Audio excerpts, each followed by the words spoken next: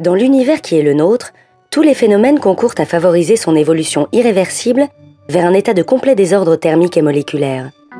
Et si, parfois, localement, de la matière s'organise spontanément, comme c'est le cas des cyclones ou des organismes vivants, c'est uniquement parce que cela facilite et accélère cette évolution vers le désordre généralisé. Grandeur et décadence, nous serions donc, avant tout, des machines à créer du désordre. Explication. Voici un verre d'eau contenant un glaçon.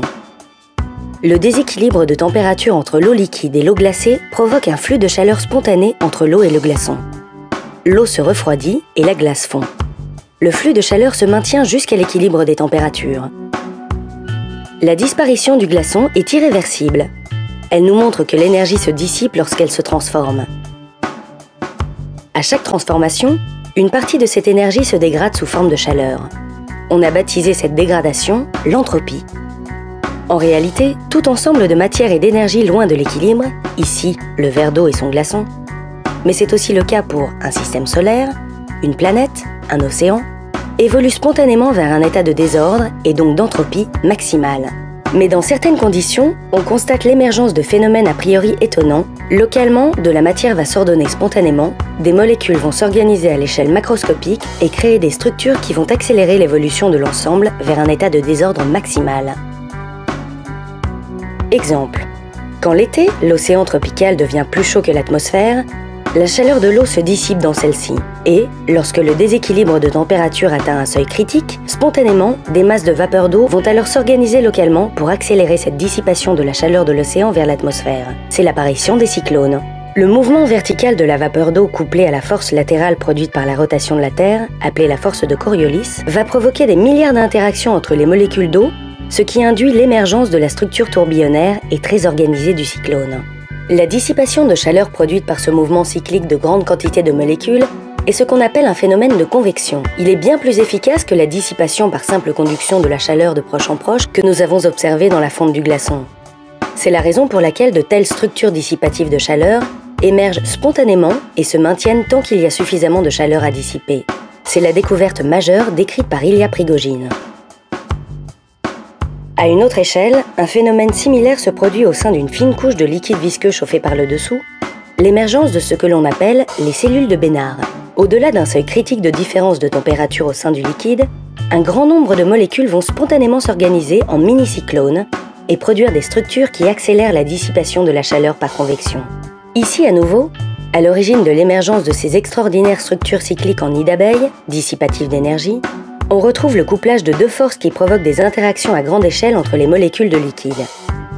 D'une part, une force ascendante, liée à la plus faible densité des molécules les plus chaudes. D'autre part, une force descendante, liée aux molécules refroidies au contact de la surface supérieure de la couche et qui sont donc redevenues plus denses. Si de telles interactions capables de créer ces structures se produisent déjà entre des molécules aussi simples que des molécules d'eau, elles se produiront encore plus facilement avec des molécules plus complexes, ayant plus d'affinité entre elles, comme avec les molécules à base d'atomes de carbone, ce que l'on appelle les molécules organiques. Un exemple simple d'interaction plus complexe qui peuvent générer de telles structures dissipatives d'énergie est la réaction chimique décrite par Belousov et Zabotinsky. Dans cette réaction, observée comme les cellules de Bénard dans une mince couche de liquide, des composés chimiques se forment et accumulent de l'énergie qu'ils dissipent ensuite spontanément dans le milieu de réaction. Ici encore, au-delà d'un seuil critique, des interactions vont apparaître entre les molécules et accélérer la dissipation de cette énergie. C'est toujours le couplage de deux forces au sein du liquide, ici des forces de diffusion, qui vont produire à grande échelle l'émergence de véritables ondes chimiques cycliques. Ce phénomène se matérialise au sein du liquide sous la forme d'une succession périodique de bandes colorées qui dissipent l'énergie chimique des molécules produites par la réaction. Ces structures sont comparables au mouvement convectif observé dans les cellules de Bénard. Ainsi, durant des millions d'années, au hasard des combinaisons chimiques, des ensembles moléculaires de ce type, capables de produire de tels cycles dissipatifs d'énergie, se sont formés, notamment dans le sillage des sources géothermales du fond des océans. Certains de ces cycles chimiques apparus au sein des petites bulles de lipides ont abouti à l'émergence de structures dissipatives capables de se reproduire, les premières cellules vivantes. Plus tard, apparaîtront au sein des cellules des structures dissipatives moléculaires plus complexes et capables de capter et de dissiper l'énergie solaire, les chloroplastes.